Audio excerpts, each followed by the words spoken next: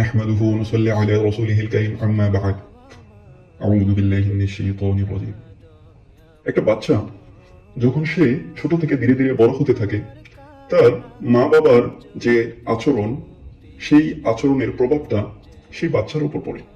ঠিক কোনো অঞ্চলের মুসলিম জনতা যখন আলেমদের অনুসরণ করে সেই আলেমদের প্রভাবও কিছুটা সেই জনতার উপর পড়ে।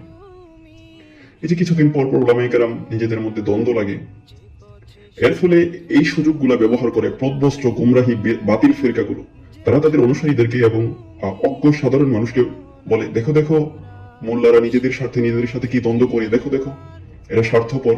তো এই সুযোগগুলা সেই বাতিল ফেরকাগুলো নেই। আর আলেমদের দ্বন্দ্ব সাধারণ মানুষের কাছেও ভালো বার্তা যায় না, নেগেটিভ ভাবেই সেটা উপস্থাপন হয়। আসলে এটা বলা আমার উদ্দেশ্য না। আমি যে কথাটা বলতে চাই, আমি দেখেছি যে আল্লাহ সুবহানাহু ওয়া তাআলা বলতেছেন যে তোমরা তাগুতকে বর্জন করো এবং তাগুতের কাছে বিচার নিয়ে যেও না। এখন আমার প্রশ্ন হচ্ছে যে আসলে তাগুত কি? যেহেতু আমরা সাধারণ জনতা, সাধারণ মানুষ, আমরা আসলে তাগুত কি চিনি নি।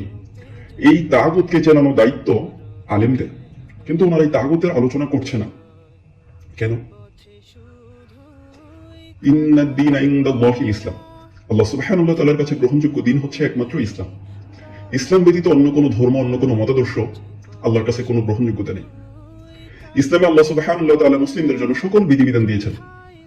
ছোট ছোট ছোট ছোট বিধান থেকে রাষ্ট্র পরিচালনা করার মতো সকল বিধান আল্লাহ সুবহানাহু ওয়া তাআলা দিয়েছেন। যেমন এই যে একটা এক্সাম্পল দিই, আমরা বিয়ে কেন করি? বিয়ে ছাড়াও তো সহবাস করা যায়, কিন্তু বিয়ে কেন করি? কারণ আল্লাহ সুবহানাহু ওয়া তাআলা বলেছেন এই জন্য বিয়ে করি। পশ্চিমারা বিয়ে ছাড়াও সংসার করছে, সন্তান হচ্ছে, কারণ তারা আল্লাহকে মানে না। ঠিক তেমনি ভাবে আজকে যেভাবে রাষ্ট্র পরিচালনা করা হচ্ছে সেভাবেও করা যাচ্ছে, তবে রাষ্ট্র পরিচালনা করার জন্য আল্লাহ সুবহানাহু ওয়া তাআলা আমাদের জন্য বিধান দিয়েছেন। যেমন চোরের শাস্তি কি হবে, জেনার শাস্তি কি হবে, এবং আল্লাহ সুবহানাহু ওয়া তাআলা সুদের ব্যাপারে অত্যন্ত কঠোর, কিন্তু আমাদের যে বর্তমান অর্থ ব্যবস্থা এই পুরোটাই সুদের ওপর। এবং যে শাসক থাকবে সে সলাত আদায় করবে, নিজে না, মানে পুরো তার অধীনে যারাই থাকবে তাদেরকেই সলাত আদায় করতে হবে এবং যাকাত আদায় করবে এবং তাদেরকে সৎ কাজের আদেশ করবে, অসৎ কাজের নিষেধ করবে। কিন্তু আমরা যে আছি এর কোনোটাই কি হচ্ছে?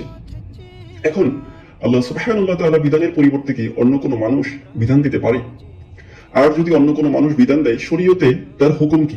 দেখেন, আল্লাহ সুবহানাহু ওয়া তাআলার যে বিধান নাজিল করেছেন সে বিধানকে যদি কোনো মানুষ অস্বীকার করে, প্রত্যাখ্যান করে, তাহলে সেটা কুফরি হলো। এবং যদি সে বিধানের পরিবর্তে নিজের বিধান তৈরি করলো এবং অপর মুসলিমের উপর চাপিয়ে দিল, তাহলে সেই বিষয়টা হয়ে যায় আসলে অংশীদারিত্ব, যাকে আমরা শিরক বলি। এখন এই বিষয়গুলা সাধারণ মানুষের সামনে কে তুলে ধরবে? আলেম যারা আছে তারা। কিন্তু আমরা কি দেখতে পাচ্ছি? একদিকে তারা এই বিষয়গুলো মানুষের সামনে তুলে ধরছে না, এবং অন্যদিকে তারা এই রাজনৈতিক নেতাদের সাথে জোট করছে, ভোট করছে, এবং অনেক আলেম সকালে বিকালে তাদের ছবি পোস্ট করছে, তাদের গুণগান গাচ্ছে, এবং ওয়াজের ময়দানে তাদেরকে সম্মানিত অতিথি, প্রধান অতিথি করে আনা হচ্ছে।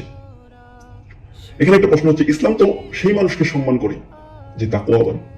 আচ্ছা, বাংলাদেশে এমন একজন এমপিও কি আছে যে সত্যবাদী, মানুষের অর্থ আত্মসাৎ করে না? তাহলে একজন আলেমের কাছ থেকে মানুষ কি আশা করে? আর আমরা কি দেখতে পাচ্ছি?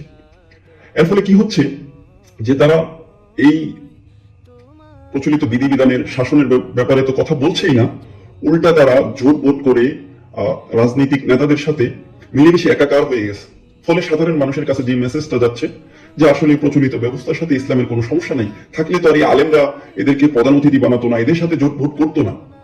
মানে একবারে জগা খিচুড়ি হয়ে গেছে। আল মুসলিম আখুল মুসলিম, এমন একটা হাদিস সম্ভবত আছে, আমি শুনেছি যে এক মুসলিম অপর মুসলিমের ভাই, এবং সে মুসলিমের উপর জুলুম করে না এবং তাকে বিপদে দূরে ঠেলে দেয় না। তাহলে আমার প্রশ্ন হচ্ছে যে বাংলাদেশের জেলখানায় অনেক আলেম বন্দী ছিল এবং এখনো আছে, কারো সাজার বয়স 20 বছর, কারো 25 বছর, কারো আরো কম বেশি হতে পারে, অনেকে আছে। আমরা কিন্তু সকল আলেমকে তাদের মুক্তির ব্যাপারে কথা বলতে দেখি না। একজন আলেম বন্দী আছে, আর একজন মুসলিম হিসাবে তো আমাদের দায়িত্ব ছিল, হ্যাঁ যদি তারা কোনো অপরাধ করে যায় তাহলে সেটা ভিন্ন আলাপ, কিন্তু তারা যদি জালিমের জুলুমের শিকার হয়ে যায় তাহলে কি সেই ব্যাপারে সকল আলেমদের কথা বলা দায়িত্ব ছিল না? এই যে রোহিঙ্গা মুসলিমরা আমাদের দেশে আসছে, আমরা যদি এক উম্মাহ হই, তাদের ব্যাপারে কি আমাদের করণীয় ছিল না কিছু? কিন্তু তাদের ব্যাপারেও কি আলেমরা অত বেশি কথা বলে না। আমার একজন ভাই আলেম, এবং উনি একজন মাদ্রাসার প্রতিষ্ঠাতা, খালাতো ভাই। তিনি কিন্তু আমাদেরকে কখনো জিজ্ঞাসা করে নাই যে ভাই তুই কোরআন পড়তে জানোস কিনা, কিংবা তুই সলাত আদায় করস কিনা। আচ্ছা, আমি যদি কোরআন পড়তে না জানি, সলাত আদায় না করি, আমাকে দাওয়াত দেওয়া কি আমার সেই ভাইয়ের দায়িত্ব ছিল না?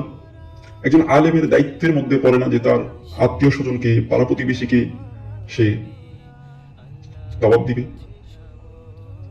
দেখেন, আমার যে গ্রাম, সেই গ্রামে যতগুলো ঘর আছে তার থেকে অধিক বেশি আলেম আছে, কিন্তু আমার সেই গ্রামেও তো এই প্রচলিত রাজনীতি মানুষ করতেছে, আর সেটাকে কোনো অপরাধ মনে করছে না।